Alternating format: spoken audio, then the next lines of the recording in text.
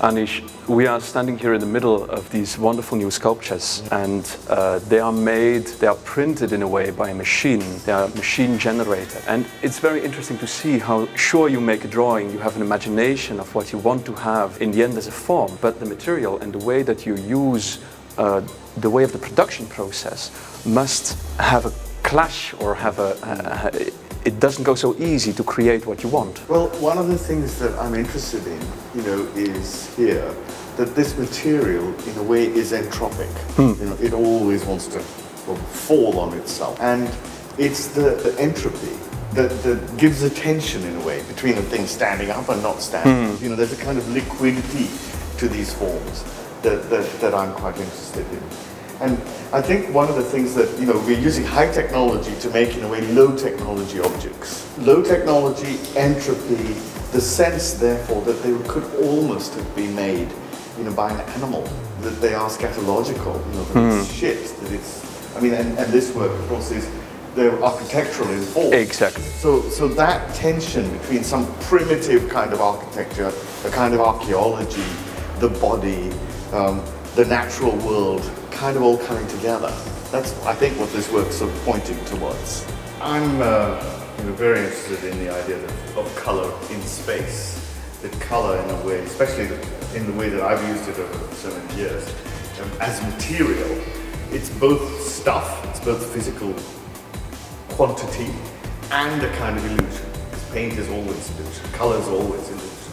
This is a sort of occupying of the space, literally, in a way between the space of tension, in a way between the cannon and the corner, and shooting this red stuff that is, of course, all the obvious associations with blood and meat.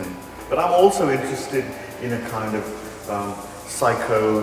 psychosexual drama that there is between this very phallic cannon and the whole story, if you like, about the corner. The corner is very, very important in sculpture.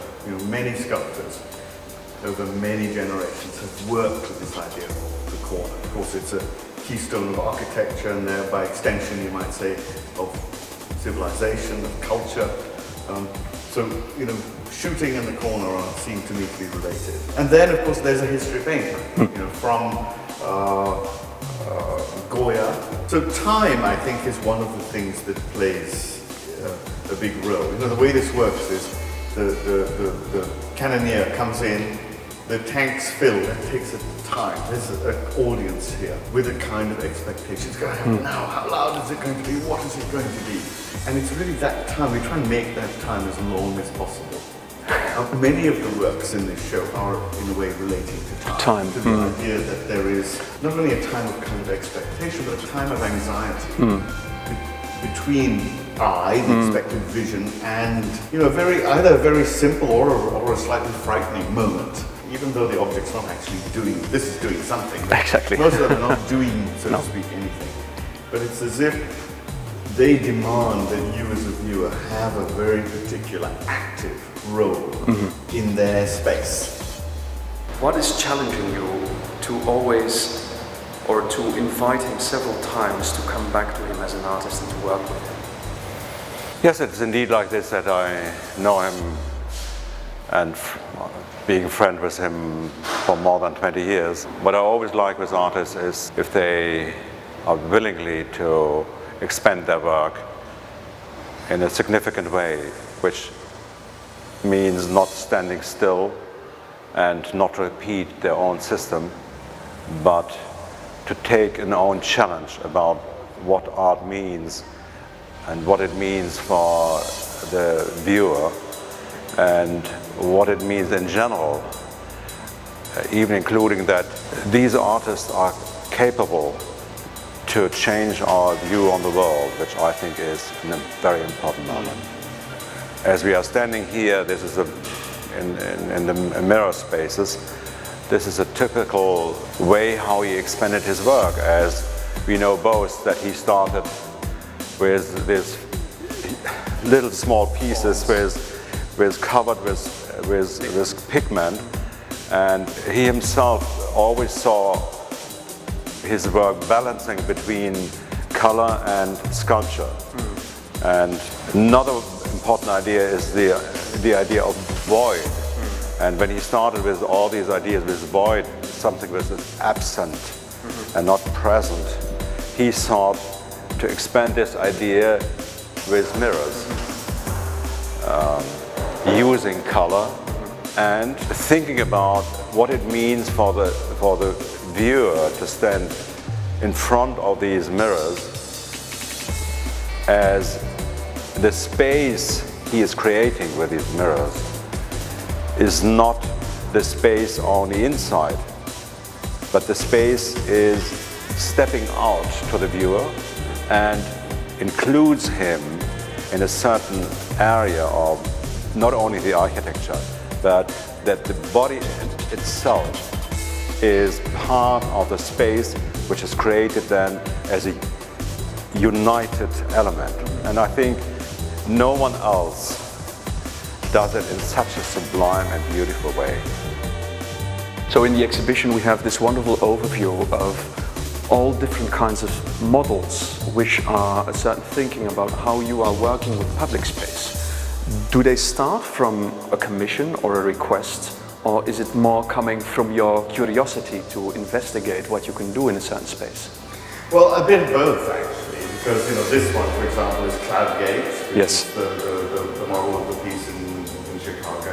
Then many of the others are ideas about, it's a way of, the great thing about models is that you can work at a really big scale with a small object. And I'm very interested in the idea that there's a certain kind of participation, a kind of a communal engagement in a way, in objects, that has quite a compelling force in it.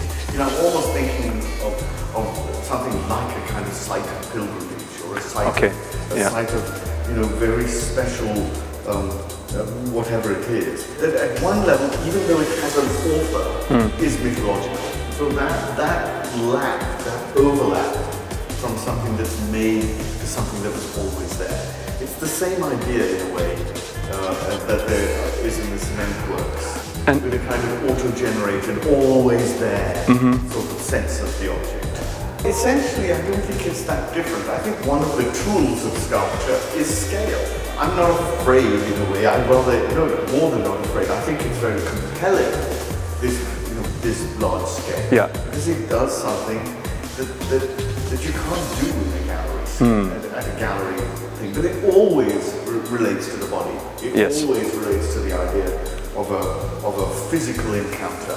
I mean, I obviously often start with drawings, ideas, little notes that then seem to coalesce around a particular kind of object. So, I've made sky mirrors, for example, where the mirror points at the sky, this way, up at the sky. But here the idea is that if there was, if the mirror pointed down to sea and leant inwards this way, then, so it'd be almost like an ongoing film. So there is a relationship between these kinds of objects and photography. But the idea of this sort of continued flowing as reflected in the mirror. Just, it's a very simple idea at one level, but I have a feeling that its spatial quality, because it's curved in two directions, is very, very complex, that it wouldn't perhaps be so simple. On this floor, I mean, I've more or less thought of this floor as being in two halves. At one half there are void works, and the other half there are mirrored works. They both, in a way, do the same thing. One eats space, and the other one confuses space. And it's as if the idea is this sense that color, in a particular, especially very, very dark color, does something to the status of the object, which makes it into what I call the non-object. And similarly, mirror, especially when it is concave, and that's the thing with these works, is that they're all concave, both in this direction and in that direction. They're complex curves. That gives them a sense of unreadability. You don't know where the surface is, and of course they have a kind of focus. So the space they activate is the space in front of the object. I think, you know, this whole idea, if you like, of the performative in the object is very alive here. So in that you enter, as you enter the shadows, so to speak, of the mirror, it has a very active role on your body, you know, with your ears and with your eyes and your whole sense. There's a sense of vertigo. Yes. In a way. It's as if you're going to fall into the object. And that falling is very similar to the one, you know, that is the traditional sublime. The traditional idea that when you look at, you know, a painting of the big, deep distance, Cascadar and Friedrich or whatever, that you're, the whole idea there of the self lost in this lostness. Mirror does a very similar thing. So being present, you're also not present. Yes, exactly. Yeah. I mean, it's, you know, in a way taking this idea of the void object, of the physical presence that isn't physical, of the non-object, to a slightly different place, you know, where really this is just a matter of how the form is made and pushed into the wall, that gives it this quality of both being present and not present. So, you know, it's a very pregnant, there kind of form that also has this sort of ephemeral, not present quality. And that's what I'm after with all these works, you know, the void work over there, and even this acrylic piece is attempting to deal with this idea of a kind of object which is becoming, which is, you know, it's happening. That again is happening as you look at it. I've often worked serially, in seriality, where you know, I make the same work or similar works again and again, to kind of see where else it can go. I mean, and there are some works which feel as if they are, you know, definitive moments. So maybe this is one of those. Who knows? So we are extremely proud and thankful to have this wonderful new sculpture here in the space. And earlier you talked about scale and how scale is an instrument.